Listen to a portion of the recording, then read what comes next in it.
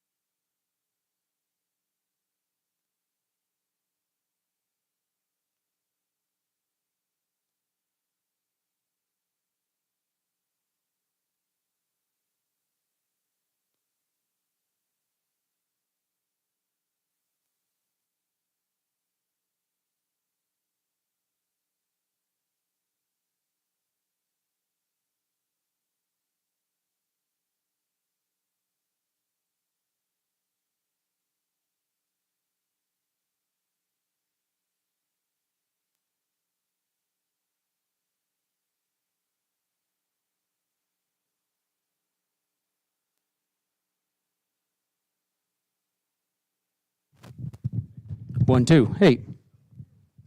Hello. There you are. Sorry about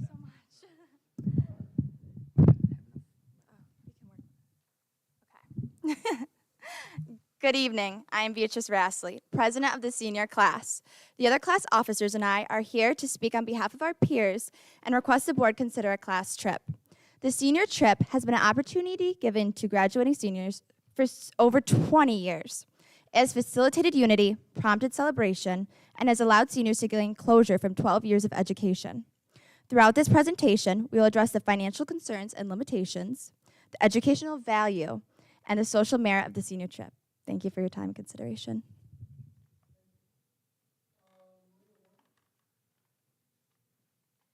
Hello, board members. I am Ray Warner, senior class treasurer.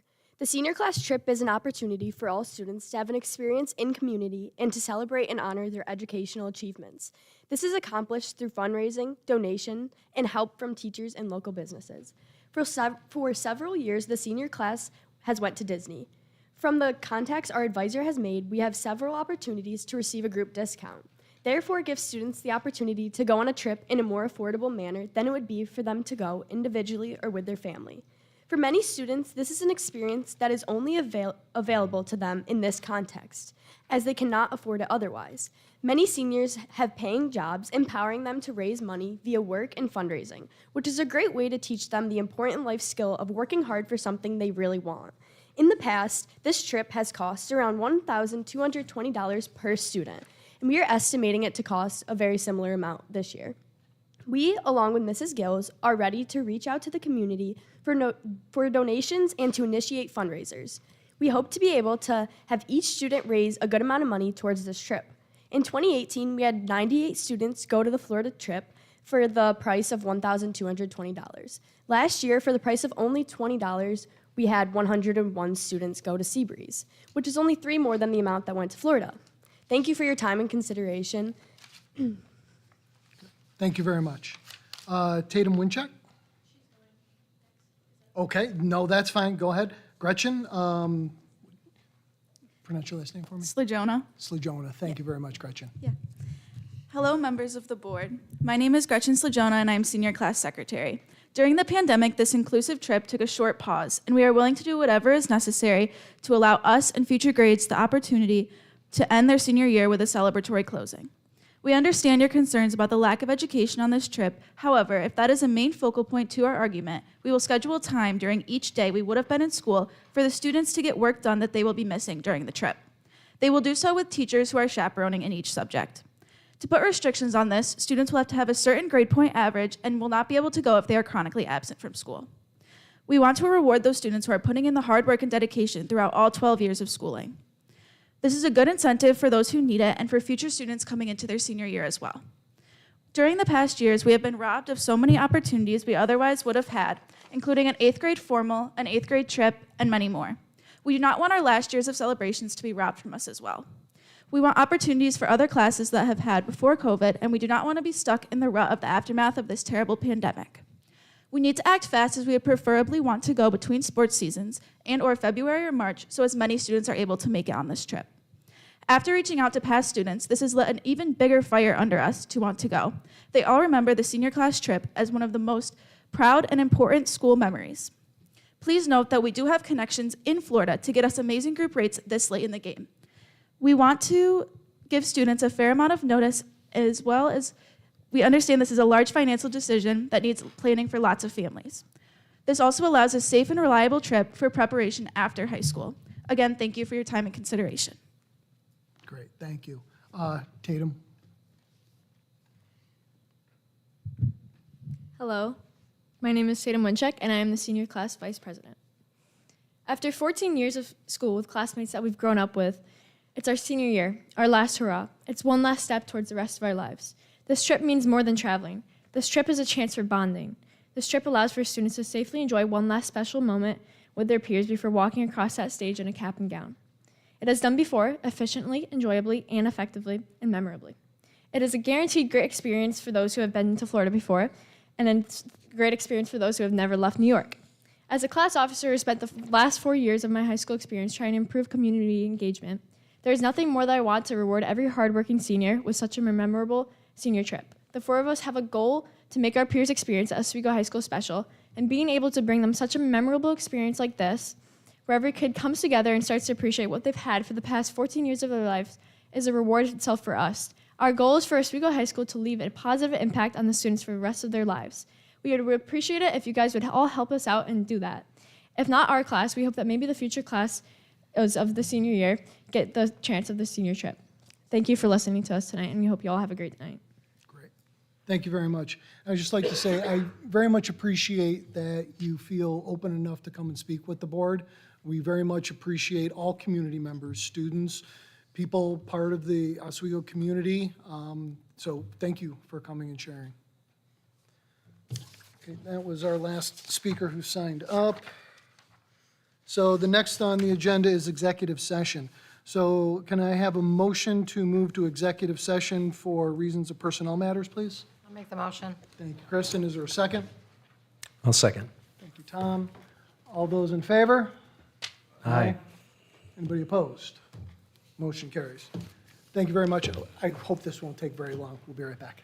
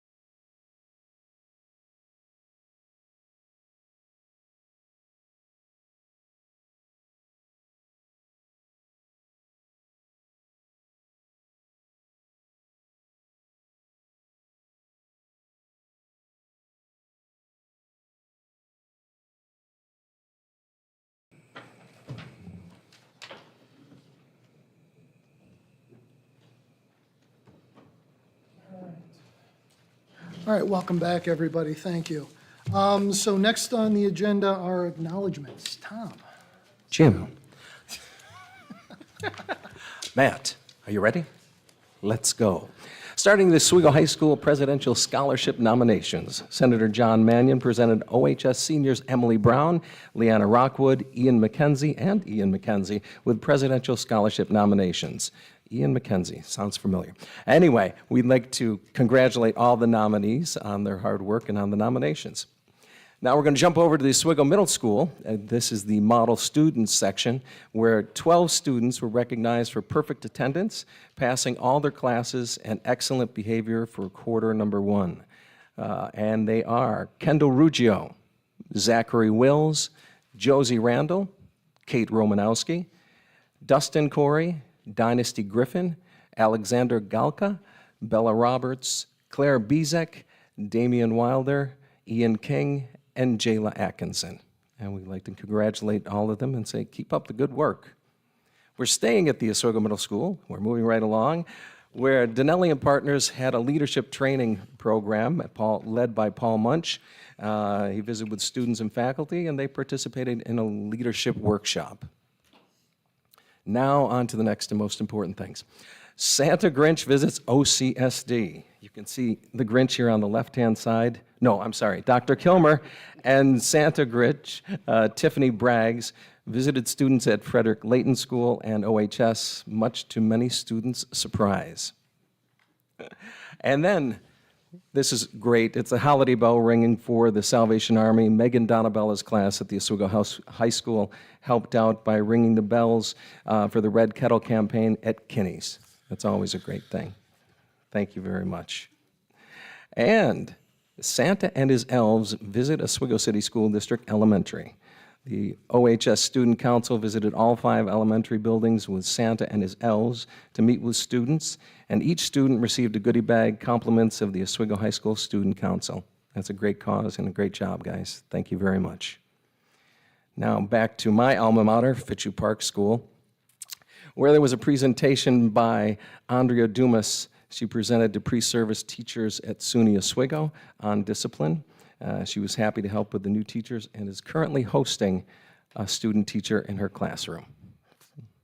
Staying at Fitzhugh Park, we have the Polar Express.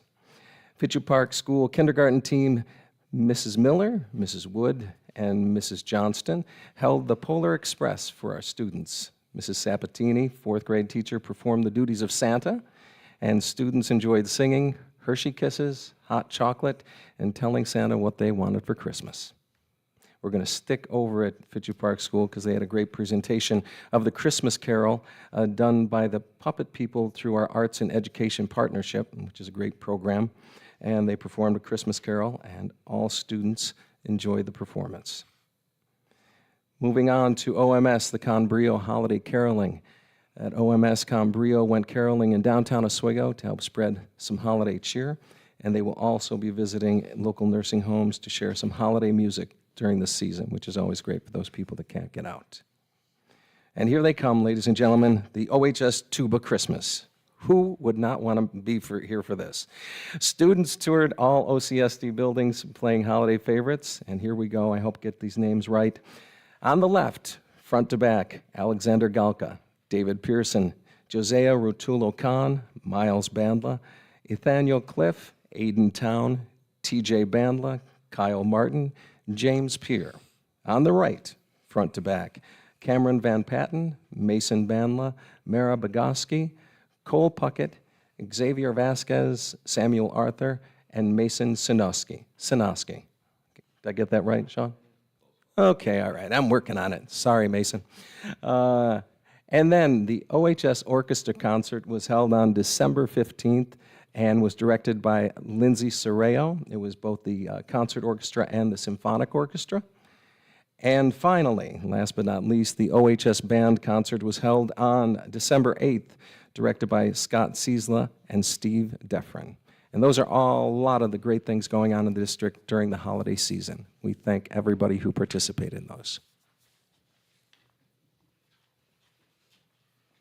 Thank you very much. Wonderful things going on.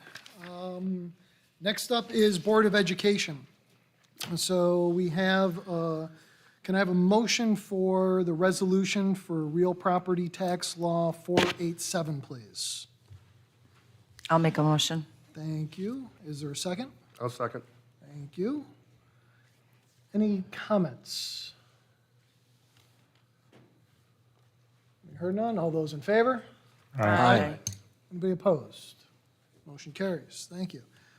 Next up, we have policies. Well, we have one policy here. It is the workplace violence prevention policy, and we are asking that we approve the first reading and waive the second reading to adopt this policy as presented. So if I can have a motion, please. Motion. Thank you, Kristen. Is there a second? Second. Thank you, Sean. Is there any comments? No, all those in favor? Aye. Anybody opposed? Motion carries. Thank you. Superintendent's report, Dr. Kilmer. Thank you all. I'll actually start off with instructional technology, and I welcome James Eckert to the stand. Thank you very much, Dr. Kilmer, and thank you for inviting me to speak tonight. And I am going to briefly share some technology updates and opportunities with you, just kind of going over a few things, what we've been working on in district and what some next steps are.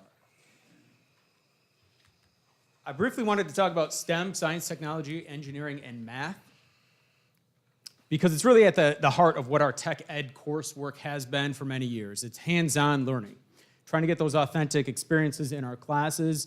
And in addition to our technology courses, many of our librarians, actually I should say all of our librarians, really adopt that STEM philosophy of real-world hands-on learning. And our librarians have been implementing STEM curriculum for many years. I can't bring up STEM without mentioning the KPS STEM Night. I know I saw some of you there last year. It's a great thing that started at KPS with Dr. Volkemer, and Kelly Moxley has really been spearheading that. This year's STEM Night at KPS is going to be March 27th. Should be a good time. We've been in talks about trying to expand that offering too, and maybe moving that to a district STEM Night rather than just at KPS in future years. Moving along, related to STEM, New York State has released computer science and digital fluency standards. These are new standards that are for K-12, all grade levels, and they were released in 2020. Prior to being published, everybody kind of knew that they were coming out, and as a district, in our district technology committee, we've been discussing them since 2019. And our approach to these new standards, with the feedback from all the members of Tech Committee, is to really look at what we're doing in all of our classes, identifying those standards that we're already meeting to identify the gaps that might exist, so that then we can work with our technology teachers, our librarians, and our classroom teachers to where the gaps are in those computer science and digital fluency standards.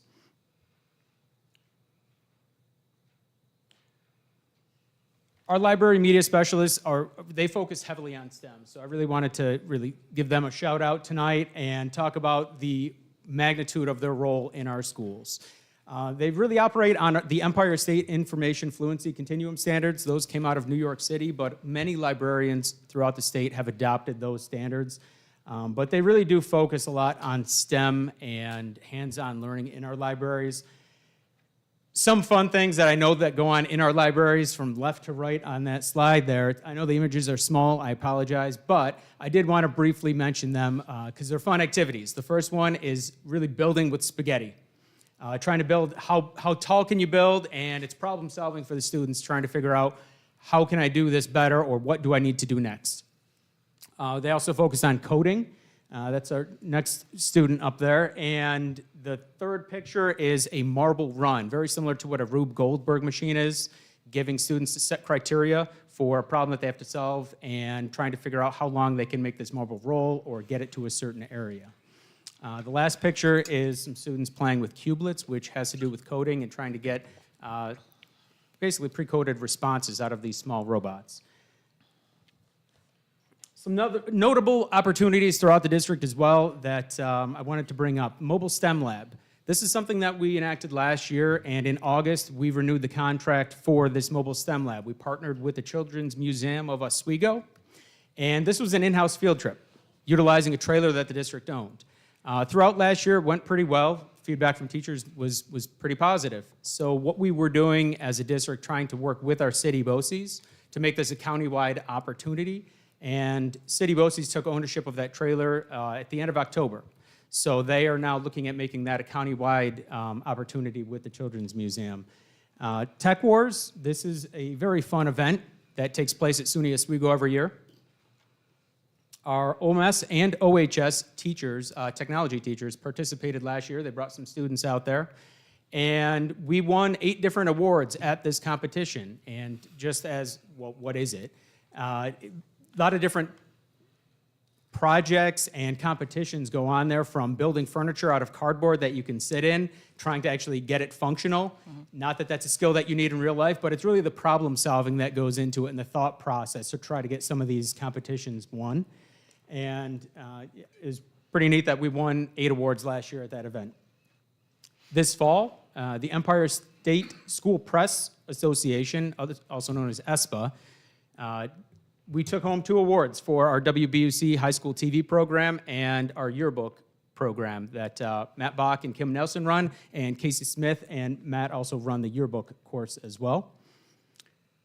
Our tech ed offering at the high school, we have various amounts of technology credit that you can earn concurrently as you're enrolled as a student in multiple classes, from our TV program to the yearbook and our photography classes. We're offering Cayuga Community College credit to kids who successfully complete those courses. We've been doing that for about 9 years. It was pretty neat. We were the first courses here to kind of bring that Advantage program from Cayuga to the high school, and since then, we've actually been expanding the program throughout the whole high school with other courses as well. Next steps. This year, we were able to, with your help, we were able to introduce 6 new extracurricular technology STEM-related positions. OMS Technology Coordinator and OMS Robotics Coordinator, OHS Robotics Coordinator, OHS Drone Soccer, esports, and bringing back primetime sports broadcasts. So just as a quick breakdown of what all of those are, that STEM Wars competition is a great thing. I can speak firsthand at how fun competitions are with students from teaching technology for many years. And that OMS Technology Coordinator is really trying to build and expand on those types of competitions and those types of events. The 2 robotics coordinator positions, there are VEX robotics competitions that take place against other schools. So our OHS robotics team, Sean Nagel, our OHS engineering teacher, he is going to be forming a team and competing against other schools in these VEX robotic competitions. Eric McCroby is forming a VEX team over at the middle school. And drone soccer is something that is brand new that I highly doubt any of you have heard of yet. I think I mentioned it to Tom last year, actually. It's pretty fun. If you think of Harry Potter Quidditch, it is that inside of a 10-foot by 10-foot by 20-foot netted arena. There's 3 small drones on each team, and you're trying to fly through a metal ring. And it is something that's kind of new. Not a lot of schools around us do it. So I'm trying to work with City right now to build the capacity in our county. And we do have a drone soccer arena. And we've had some meetings already with some students trying to form a team as more of like a scrimmage introductory program this year, and build upon it, inviting some of the other nearby schools to participate as more of a scrimmage event for this year and trying to build it out for next year. You just came out of our OHS esports room that we're building right next door, so we should be participating in esports in the springtime. And primetime sports is something that was around since 1989. This is nothing new, but we had a kind of lull in it for several different years for a variety of reasons, from the pandemic to other things, but we do have that back on track. And if you haven't heard, I think actually Tom brought that up last meeting about hearing student commentators, which is something that I'm also very, very proud that we're doing in our school. Current other programs, we're revitalizing the OHS Literary Magazine for all of OCSD. I know Casey Smith and Matt Bach in our Yearbook Paradox course is working with a variety of different art teachers throughout the district to bring back this literary magazine where they publish student-created artwork. We are also partnering with the Children's Museum of Oswego on a waterway project. It's pretty neat. We can walk to the lake from our high school. Not many areas, not many schools have that capability. So what we are looking at doing is trying to highlight the importance of Lake Ontario to our local community. And we're doing that through a couple of different ways. One is by having students create short, informative videos that, as you visit the Children's Museum, there's going to be a TV mounted in there. Kids can walk up, hit a button, it'll play one of those videos. In addition to that, we're starting to look at other ways to incorporate some fun activities and possibly an exhibit at the museum that we're in initial kind of talks about doing that I'm not really shy about. We're trying to explore and get into underwater ROVs, which are pretty much, it's like a drone in the air, but underwater. I know Sean Nagel's engineering courses are actually building some of them this year. And to compete, they'll use our pool at the high school, and they'll have a little obstacle course and a little game that they'll have to compete using these underwater things that they built. So all of those kind of play into, and we can include some environmental aspects and the benefits of being so close to the lake. And that went out, so.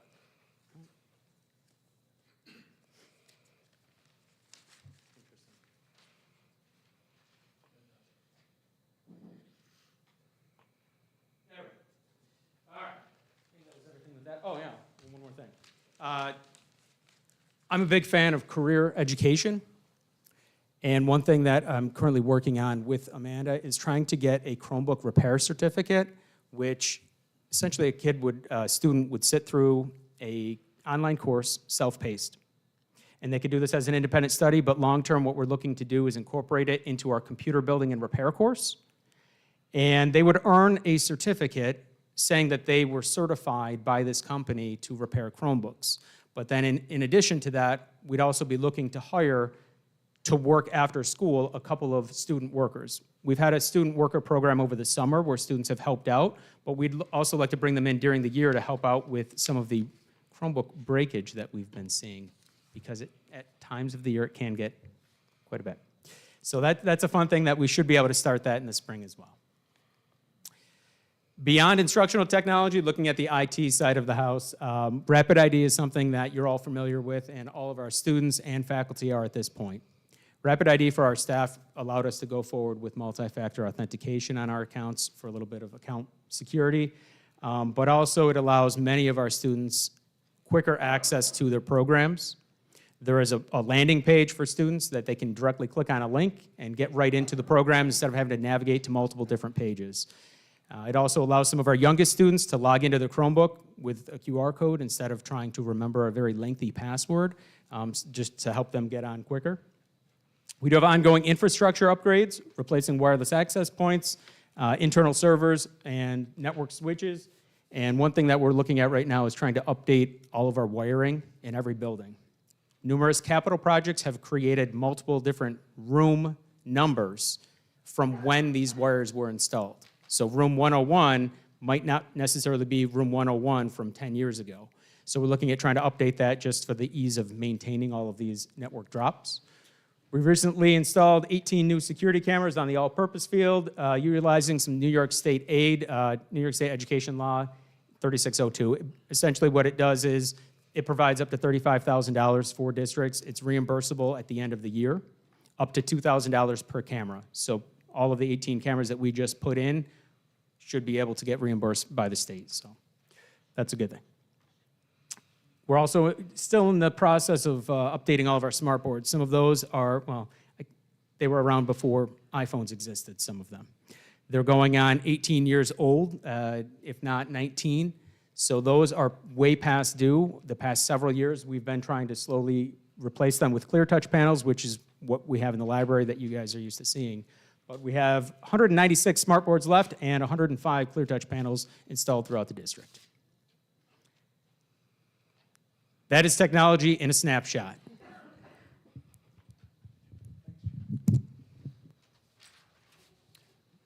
Before I move on to the next step, does anyone have any questions for Jamie? I do, Jamie. I know last year we put an additional $50,000, I believe, into tech. Yes. Into that. Was there any direct correlation to some of these programs as a result of that? Yes. Okay. So all 6 of those extra comps, they were utilized that money. I think it was $60,000 that you guys allocated, that the board allocated. A lot of it went towards the extra comps, almost half, I think, And then some of it went towards all of the computers and equipment for the esports. There's licensing that we use that for. And then I have some that is unspent that is allocated for the elementary libraries to try to revitalize some of the STEM equipment that they do have that is aging. Okay. And the other thing I want to say, because I love the idea of the Chromebook repair certification, and when I went to the conference in Buffalo, Buffalo City School District had a program which was awesome, and they took it and actually had the students, and because it's great what you're doing here, and they were basically, would have the students install software when updates were needed throughout the district, and work with teachers, because sometimes they were just more facile with the technology than a lot of situations. And ultimately, the same group, and it generated from the group, came back and said, we've done this inside, what else can we do? And it was to go outside to nursing homes to help the elderly work in the tech department as well. But they developed a whole program where during the summer were internships and paid internships where they were able to use the kids from there. So I'd love to talk to you sometime about that, but that would be, it's great what you're doing, so thank you. Thanks.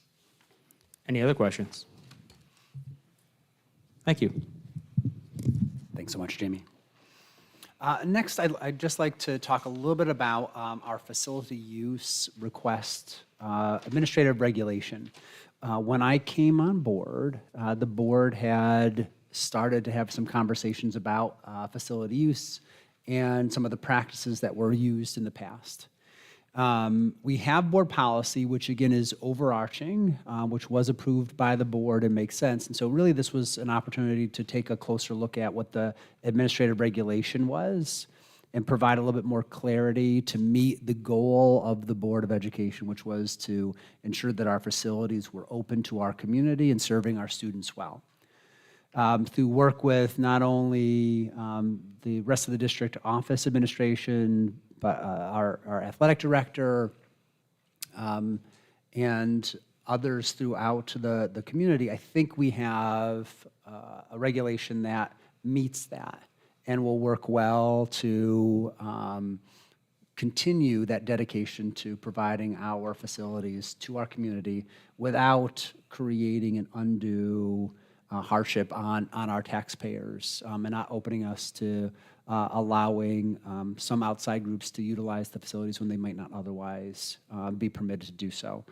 So I simply present this to you, one, as administrative reg, but to see if there are any questions or comments that the board has about this particular regulation before we move forward.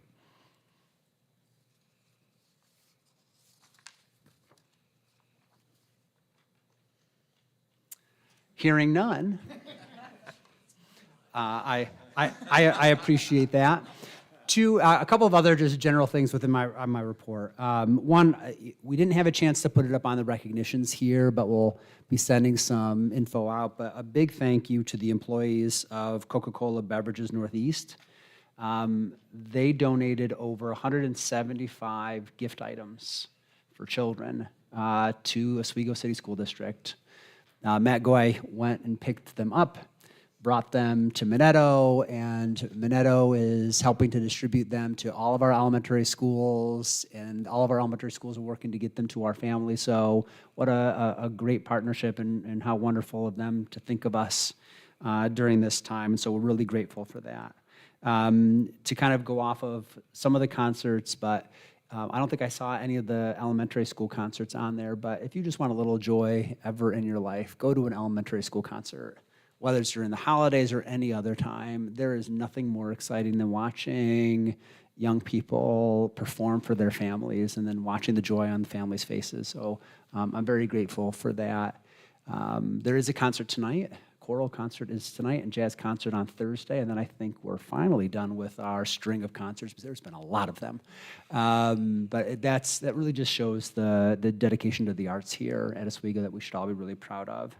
And my last comment is simply to formally thank Mayor Barlow for his service over the last 8 years. Tonight, actually, I think right now, he's in the middle of his farewell address up at SUNY Oswego. You know, the mayor came here or took that position 8 years ago, and even though I'm very new to this community, I have absolutely seen the contributions that he's made to this community, and so I would just want to publicly thank him for his service to the Oswego City School District and wish him the best of luck. That's it. Thank you very much, Dr. Kilmer. Next is up is committee discussion. So, Visitation Committee? Yes, the Visitation Committee, which is me, Jim, Tom, and then Ray joins us, as well as Ian from Facilities, visited Minetto last week. We had the opportunity to meet with the principal, and she took us around and showed off all of the recent renovations. She was especially proud of the new entrance they created for their special needs students.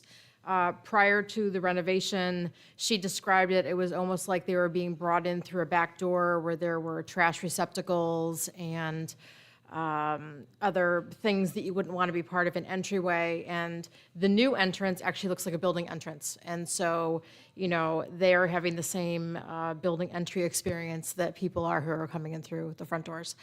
She also showed us the library, which, if you've never been in Minetto, it's an unusual configuration. It's sort of a open floor plan, like they talk about in real estate. The library doesn't have walls, and to get to classrooms, you're walking all around the library. And there was conversation about how could it be configured to allow a little bit more privacy for library activities without taking away the charm of Minetto.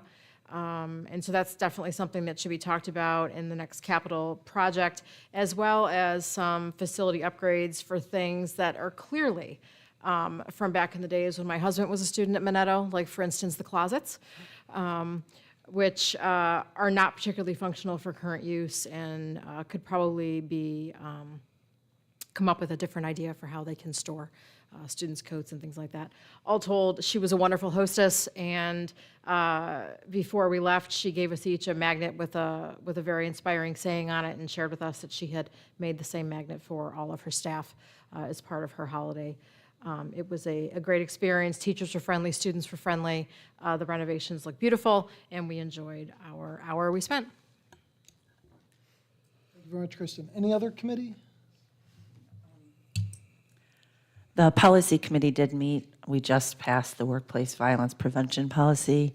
I also wanted to comment that, while not a policy, the building use protocol, I'm glad to see that on the agenda and see that that is put to rest and it's out there. And I do think it's a great step forward to our community partnership with all of the youth organizations, as well as in alignment with our board in our vision. That's it. Thank you.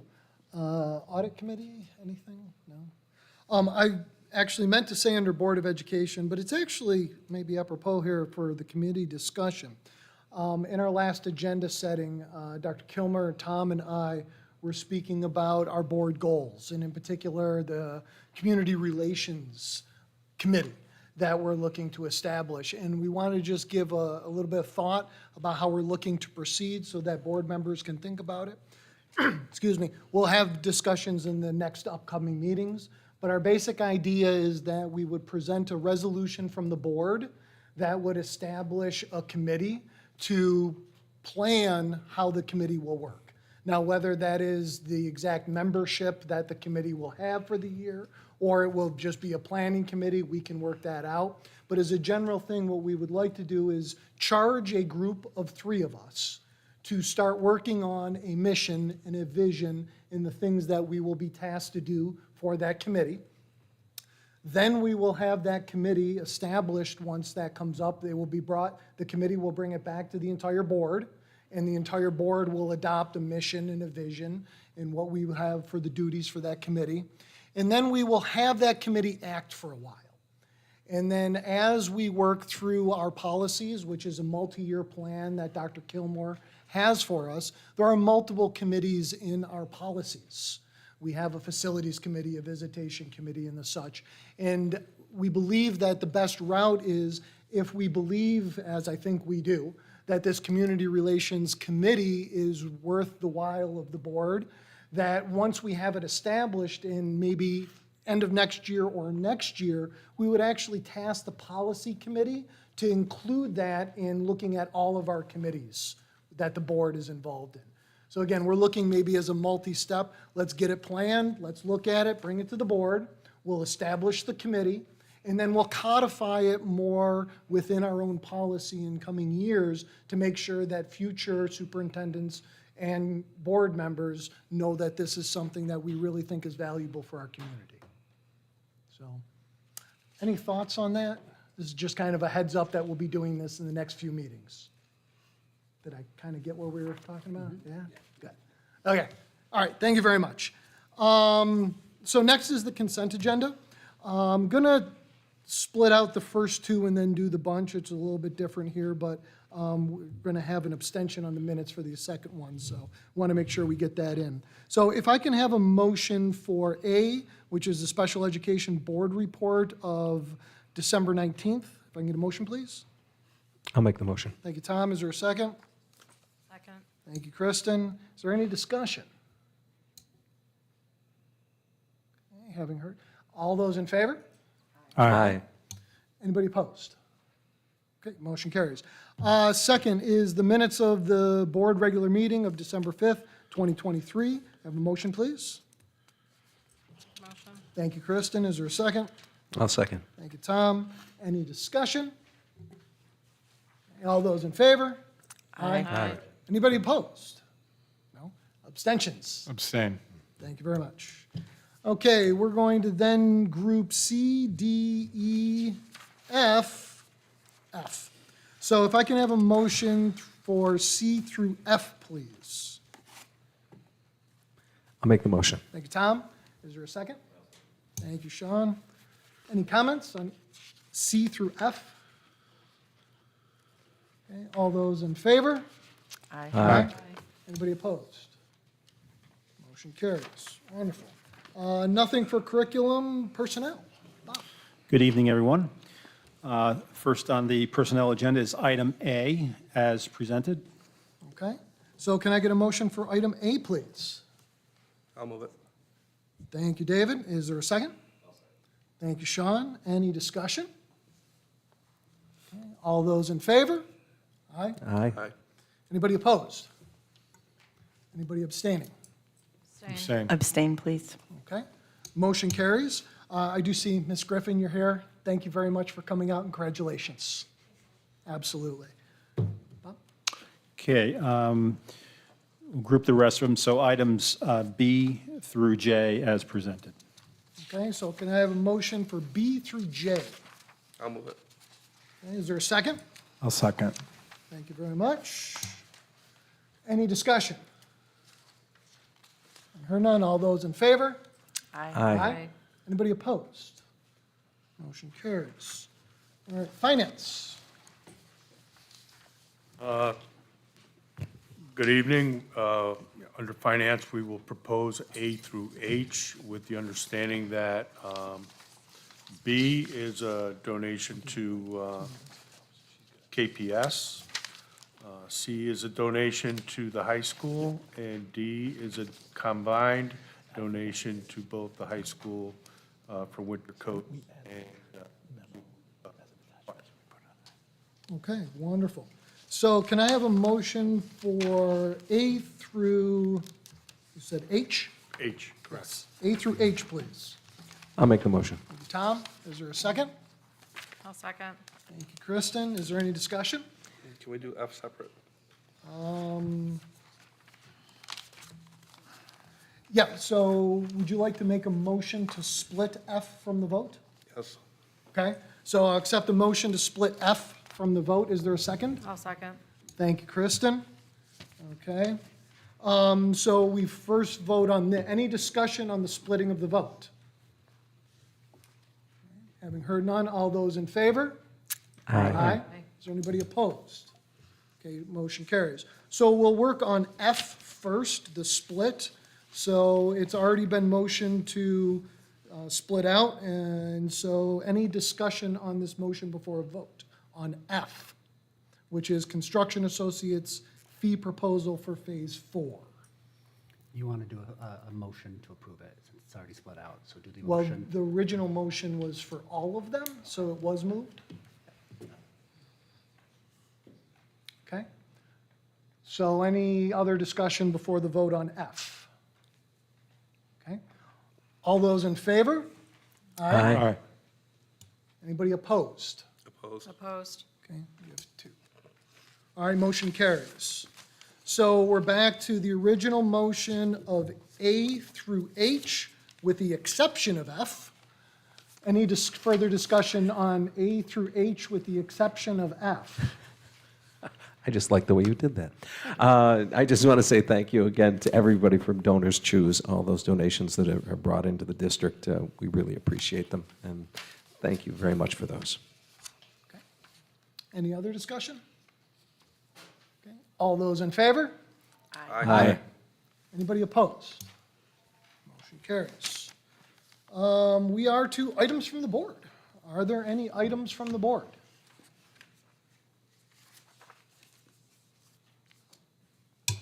None. Okay. And there's not need for an executive session. So I thank you all for coming out this evening. I'm going to move to, is there a motion to adjourn? Make the motion. Thank you, Tom. Is there a second? Second. Thank you, Sean. All those in favor? Aye. Aye. Anybody opposed? Motion carries. Thank you very much. Have a good evening.